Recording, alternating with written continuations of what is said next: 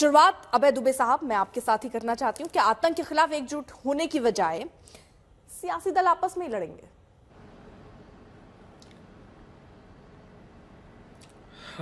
अर्पिता जी, ये गंभीर चर्चा है और मैं अपेक्षा करता हूं कि आप बोलने का अवसर देंगी। मैं पहले देश को बताना चाहता हूं कि हमने संकल्प लिया है कि आतंकवाद को जड़ से नेस्तनाबूद करने के लिए हम भारत की सेना के साथ, भारत की सरकार के साथ दृढ़ता से खड़े हैं। मगर ये घृणित राजनीति भारतीय जनता पार्टी को शोभा नहीं देती। या तो राजनीतिक दल से नाम मांगने की अपेक्षा खुद राजनीतिक दलों को सूची भेज देते कि इन सांसदों को हम भेजना चाहते हैं अपने प्रतिनिधि मंडल में। कौन राजनीतिक दल इनकार करता? लेकिन आपने सूची मंगाई, उसके बाद आपने उन सूचियों का मान नहीं रखा, इसलिए अधिकार राजनीतिक दलों का है कि वो कहें। देश के लोगों, बहुत बड़ा धोखा और पीठ पर वार हिंदुस्तान की भारतीय जनता पार्टी की सरकार ने किया है। जानते हैं क्या किया इन्होंने? 22 अप्रैल को पहलगाम में आतंकवादी हमला हुआ। 29 अप्रैल को यूनाइटेड नेशंस में भारत की प्रतिनिधि योगना पटेल ने बहुत बड़ा खुलासा समूचे विश्व के सामने किया और यह कहा कि पाकिस्तान सरकारी तौर पर इन आतंकवादी हमलों में शामिल है। उसमें स्टेट फ्यूनरल तक किया, यह प्रमाण था। और उनके औरंगजेब ने यह कहा कि हमने पुलवामा के हमले में भी हमारी पाकिस्तान की सरकार का हाथ था। यह उन्होंने स्वीकार किया प्रेस कॉन्फ्रेंस में, लेकिन उसके पहले प्रमाण दिए। आप जानते हैं क्या किया भारत की सरकार ने? कैसे पीठ पे छुरा घोपा?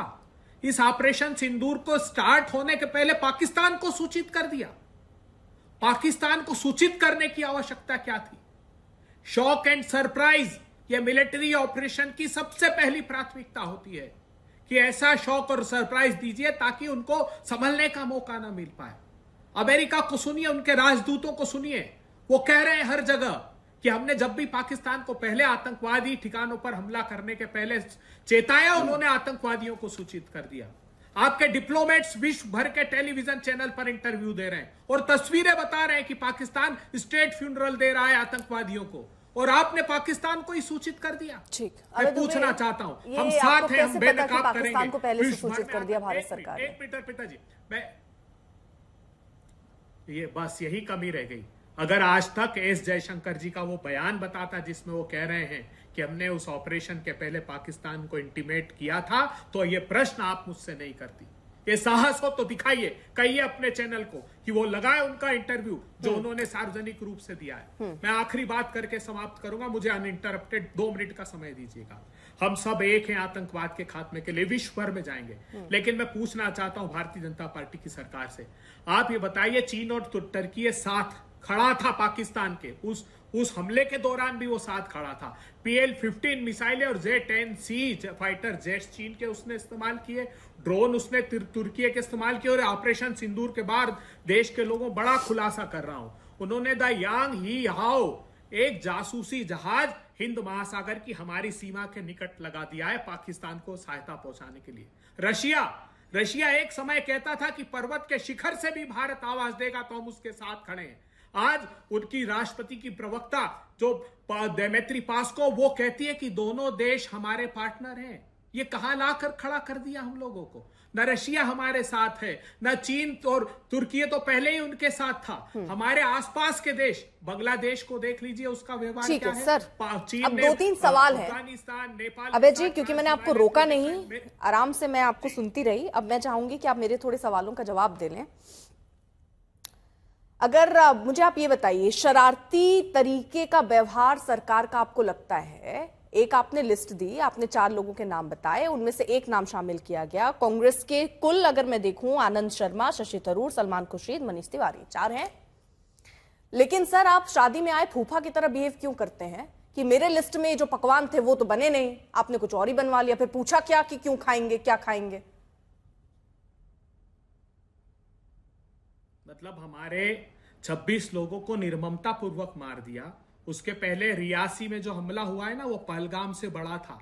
50 जो सर सुनिए ना, घुमाइए मत, लगातार फायरिंग की, वो तो बस खड्डे में। अबे जी सुनिए ना, मैंने सुन लिया सर, बहुत अच्छे से। देखिए, आपको पूरा समय दिया। मैं आप शादी बता मैं आपसे ये पूछ रही हूं, मेरा सवाल आपसे ये है सर, सुनिए ना, पहलगाम की घटना सबको पता है, देश इस वक्त क्या बात कर रहा है वो भी मैं ये पूछ रही हूं। सीधा सा मेरा ये सवाल आपसे इसलिए था कि क्या इस वक्त राष्ट्रनीति जरूरी है या राजनीति? मान लीजिए आपके 4 नाम पूछे और उसमें नहीं शुमार किए, तो क्या उसको शरारती तरीके से व्यवहार बता देंगे आप इतना, या फिर ईगो हर्ट हो गया, शशि थरूर, ये समय दल ज्यादा बड़ा हो गया या देश ज्यादा बड़ा है? मुझे ये समझा दीजिए बस आप। मतलब आपके दल के जो नेता हैं उनको नहीं चुना गया, उसमें दल बड़ा है या देश बड़ा है सर? आपको जरा भी दुख नहीं हुआ? इतनी घृणित विषय को आपने शादी और फूफा से जोड़ दिया। आपको नहीं लगा हमने गंभीरता से बात की है? भाई ये वही तो गंभीरता सर, वही गंभीरता में समझ, इसमें क्या, इसमें मुझे बता दीजिए ना। आपने 4 नाम दिए, आपने 4 नाम दिए, उसमें 4 नाम उन्होंने एक नाम रखा, तो उसमें शरारती व्यवहार कम से कम दल से तो पूछना चाहिए था, हमसे तो पूछना चाहिए था। तो इस समय क्या ये जरूरत है सर करने की, जब देश की बात हो रही है? इसी समय ये जरूरत है, क्योंकि भारत की सरकार क्या संदेश देना चाहती विश्व भर में कि हम सब लोगों का एक समन्वय है, और वो व्यवहार हमने दिखाया भी उस ऑपरेशन के दौरान। आतंकवादी घटना के बाद सबने दिखाया, सारे राजनीतिक दलों ने। अब वो समन्वय तो टूट हम गया भेज सर? क्यों रहे? ताकि ये संदेश देकर जाए कि हम एकजुट है। एक मिनट सुनिए ना, आप क्यों ये मैसेज देना चाहते हैं ना विश्व भर को कि हम सब एक हैं दृढ़ता से?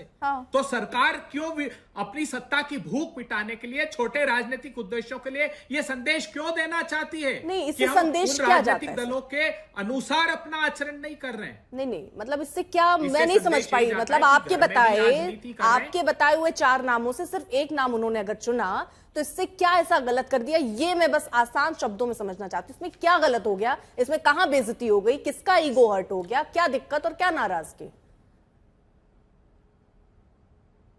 नाम क्यों मांगे फिर उन्होंने? अच्छा, ये नाराजगी कि आपने मांगा क्यों, और मांग के फिर उसको शामिल क्यों नहीं किया? ये आपको लगा आपकी पार्टी की घोर बेइज्जती हो गई?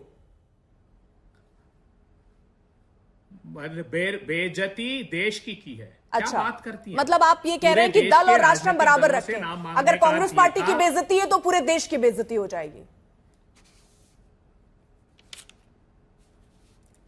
मैडम, पहले तो आपको क्षमा मांगनी चाहिए, आपने ऐसे विषय को शादी और फूफा से जोड़ा। सर अब आप मत घुमाइए, ठीक है? ये मतलब दल और राष्ट्र बराबर है आपके लिए, ठीक है सर? घुमा नहीं रहा हूं। ठीक, दल और राष्ट्र बराबर है, यानी कांग्रेस की बेइज्जती को आप देश की बेइज्जती से जोड़ देते हैं। कुल मिला के यही है।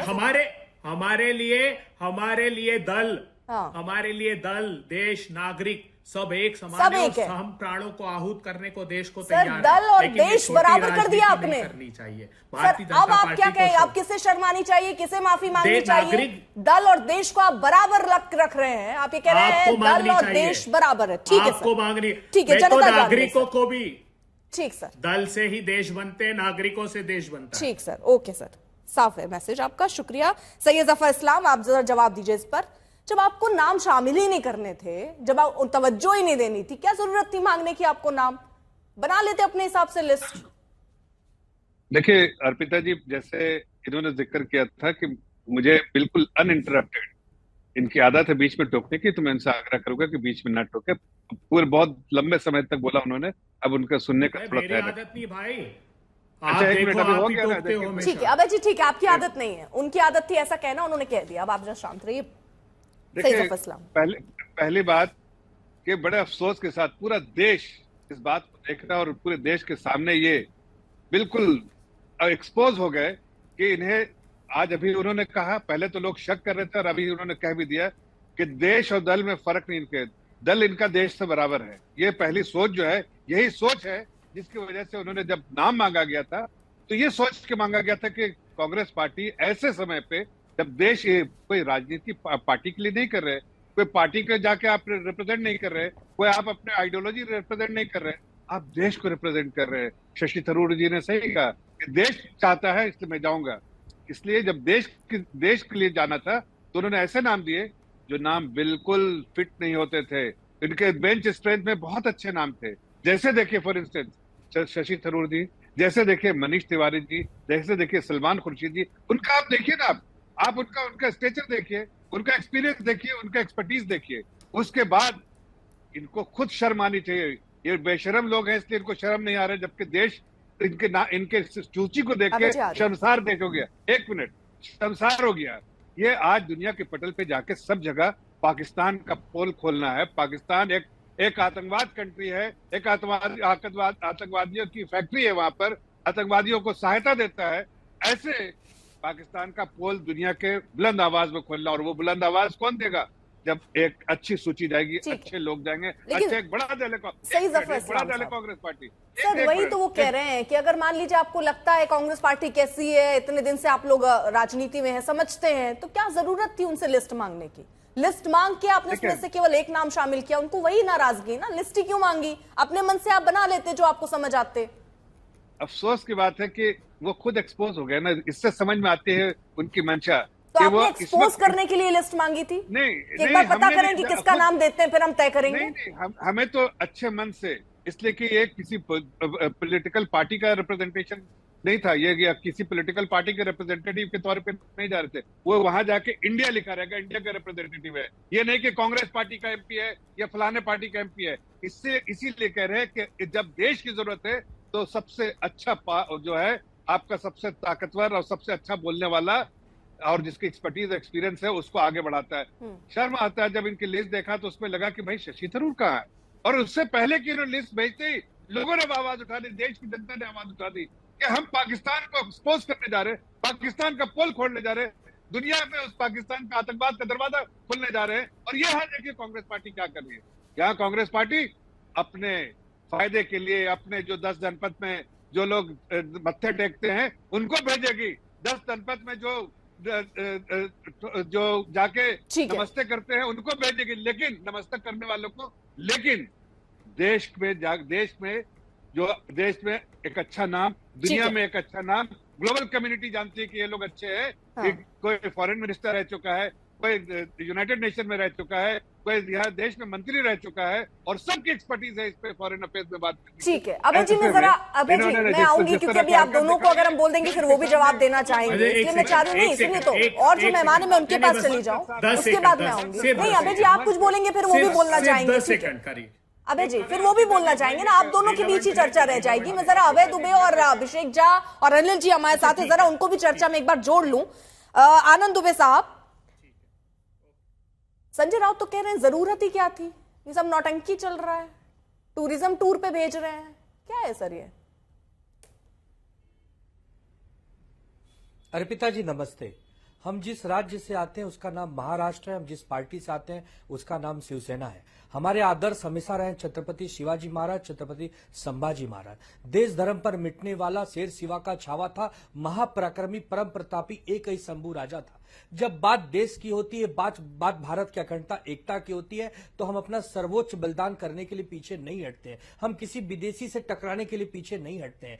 लेकिन एक बात आप ये भी सोचिए कि जब ये अनाउंसमेंट कल हुआ तो हमारी पार्टी का कोई आदमी नहीं था। आपको लगता है कि 9 सांसद पार्टी हमारी लोकसभा में, 2 राज्यसभा में, क्या कोई उपयोगी या कोई योग्य इनको नहीं लगा कि हम भी विदेश जाएं? शाम को हमारी बहन प्रियंका चतुर्वेदी का नाम आया, तब हमारी जान में जान आई कि हम भी तो अपनी बात कहें, हम भी तो विदेश की धरती पर जाकर पाकिस्तान के जो नापाक इरादे हैं वो दुनिया के सामने बताएं। दो बातें, जहां की जीत सदा मैं जीत वहां के गाता हूं, भारत का रहने वाला हूं, भारत की बात दो बातें एक साथ हैं। एक मिनट सुनिए ना, एक बात ये है कि हम क्या हमें प्रतिनिधि के तौर पर नहीं भेजना चाहिए, ये नाराजगी अलग है सर। लेकिन दूसरी बात, जब आप यही मान रहे हैं कि जरूरत ही नहीं थी भेजने की, जब आप इसको एक नाटक करार दे रहे हैं, जब आप इसको टूरिज्म टूर बता रहे हैं, तब आप इस बात के लिए कैसे कह सकते हैं? यानी आपको भी आपका प्रतिनिधि चाहिए टूरिज्म टूर के लिए, आपको आपका प्रतिनिधि चाहिए नौटंकी करने के लिए, आपको अपना प्रतिनिधि चाहिए बिना जरूरत के विदेश घूमने के लिए। आपके ही 2 तरीके के बयान है ना संजय राउत के, उनको अगर मैं जोड़ के देखूं तो यही समझ आता है सर। हो गया आपका हो गया। आपने पार्टी के प्रवक्ता के तौर पे मुझे बुलाया है तो पार्टी की बात भी तो सुनिए, थोड़ा धीरज तो रखिए। जब पहलगाम का आतंकी हमला हुआ, हमारे निर्दोष लोग वहां पर उनकी हत्या की गई, सबसे पहले हमारी पार्टी का डेलीगेशन 26 तारीख को हम श्रीनगर और पहलगाम गए। एक सुर में हमने कहा कि हम पक्ष और विपक्ष नहीं मानते, ये घरेलू राजनीति के लिए होता है। जब बात हमारे देश की है, बात हमारे देश पर संकट की है, तो पूरा देश, सभी राजनीतिक दल सरकार के साथ खड़े हैं। सरकार को जो निर्णय लेना हो पाकिस्तान के खिलाफ आप लीजिए, हम आपका साथ देंगे। जब ऑल पार्टी मीटिंग हुई, वहां भी हम गए, वहां भी हमने अपनी बात बताई। आप बताइए ना, प्रश्न चिन्ह खड़ा कहां होता है? अगर हम कोई बात कहें, राहुल गांधी जी जब चिट्ठी लिखते हैं कि संसद का सत्र भी चलना चाहिए, सेना का वहां सम्मान होना चाहिए, वहां पर एक बहस संवाद होना चाहिए, कैसे कैसे हमने अपने पराक्रम को दिखाया, उसकी बात होना चाहिए। सरकार सुनने तैयार नहीं है। हम कह रहे हैं कि डेलीगेशन में हमारी पार्टी महाराष्ट्र में 9 लोकसभा सांसद रखती है, जो बीजेपी के बराबर है। बीजेपी हमारी संख्या में एक भी कम नहीं है। आप शाम तक हमारे नेता का नाम डिक्लेयर नहीं करते। आप श्रीकांत शिंदे को बनाते हैं अगुआ, मुखिया बनाते हैं दल का, हमारे नेता को बनाने की हिम्मत नहीं दिखाते। आपके अंदर दुर्भावना है, बीजेपी और सरकार के अंदर दुर्भावना है विपक्ष को। कहां हुआ, कहां बोलने दिया आपने? आपने जब मैं बोलना शुरू किया, आपको तो वो सुनना है ना जो आपके कानों को अच्छा लगे। मुझे वो कहना है, मुझे ये सुनना है कि मैंने जो सवाल पूछा उसका जवाब। सर तो आप मुझे बोलने दीजिए। आनंद जी, देश के लिए आप जिस तरह बात कर रहे हैं कि केवल क्या होता है ना, हाथी के दांत खाने और दिखाने के अलग है। आप जो बात यहाँ पर कह रहे हैं, आपके नेता ये बात तो नहीं कह रहे हैं, वो इसको नौटंकी बता रहे हैं। जब एकजुटता दिखाने की बात है तो क्यों एकजुटता नहीं दिखाई जा रही है? सवाल तो इसी को लेकर है ना। आनंद जी प्लीज ऐसे नाराज मत होइए ना सर। आप नहीं, सुनिए एक मिनट। अरे सुनिए आनंद जी सुनिए। मैं जो आपसे मैं आपसे पूछ रही हूँ सर, ना देश पे किसी को डाउट है, न शौर्य, न ये सम्मान, सेना, ये सब अलग बात है सर। अभी इस पर चर्चा ही नहीं हो रही। आपसे पूछी जा रही है, आपको लेकर सवाल आप घुमा दे रहे हैं। मैं आपसे सीधे ये पूछ रही हूँ, जब ये नौटंकी है, जब इसकी जरूरत ही नहीं थी, पहले तो आप ये बताइए इसकी जरूरत थी कि नहीं थी? क्या ये नौटंकी है कि नहीं है? क्या ये टूरिज्म के लिए वहां पर ये सारे नेता जा रहे हैं? इन 3 पे मेरा आंसर उत्तर आप दे दें, फिर मैं आगे बढ़ूं सर। ठीक, देश की शौर्य गाथा तो पूरा देश गा रहा है सर। जवाब दे रहा हूं, बहुत साधारण सा जवाब दे रहा हूं पूरी दुनिया के सामने। पाकिस्तान के आतंकवाद को एक्सपोज करने के लिए सर्वदल के अगर सांसद विदेश की धरती पर जा रहे हैं, अच्छी खासी संख्या में जा रहे हैं, तब वहां पक्ष विपक्ष नहीं रहता, वो भारतीय सांसद के रूप में जाते हैं और भारत की बात बताते हैं, पाकिस्तान को बेनकाब करते हैं। इसमें तो हम नहीं समझते, आप समझते होंगे कि कोई बुराई है, लेकिन आप हमारे खिलाफ दुर्भावना मत रखिए। आप दुर्भावना मत रखिए। नाटक ये है कि आपको हमारे और इसकी जरूरत नहीं थी। आपके नेता अगर ये कहते हैं इसकी जरूरत, सुनिए ना, जिसको आप भेज सकते, योग्य तो अलग बात हो गई ना। जब आप ये कह रहे हैं इसकी जरूरत ही नहीं थी, जब आप ये कह रहे हैं ये नाटक है, तो फिर मैंने आपको पहले भी पूछा सर, ये 2 अलग बातें हैं। कि आपका प्रतिनिधि नहीं है वो अलग बात है, दूसरी बात आप कह रहे हैं ये नाटक है, ये नौटंकी है, जरूरत ही नहीं थी, तो दोनों बातें साथ साथ नहीं चलेंगी ना। क्या ये नाटक है सर? एक सेकेंड सर, बहुत छोटा सा सवाल सर। अबे आनंद जी मत घुमाइए। क्या ये सर, क्या ये अरे सर नहीं आनंद जी, ऐसा नहीं हो सकता ना। आप भी सवाल पूछेंगे, मैं भी सवाल पूछूंगी, जवाब कौन देगा फिर? ऐसा नहीं चलता ना। आनंद जी सुनिए ना, मैं सवाल पूछ रही हूँ, आप जवाब दे दीजिए। मैं आपसे ये पूछ रही हूँ, क्या ये डेलीगेशन भेजना एक नाटक है, हाँ या ना? अरे कमाल है, अपने देश के सांसद विदेश की धरती पर जाकर अपने देश की बात बताइए, नाटक कैसे हो सकता है? अच्छा, तो ये संजय राउत को समझा देंगे आप? अनुपयोगी है। अच्छा, संजय राउत ही कह रहे क्या जरूरत थी? मैं आपको उनको भी समझा देना होगा ना कि उनको समझाना पड़ेगा किसकी जरूरत थी और ये नाटक बात को आपने सुनाया कहां?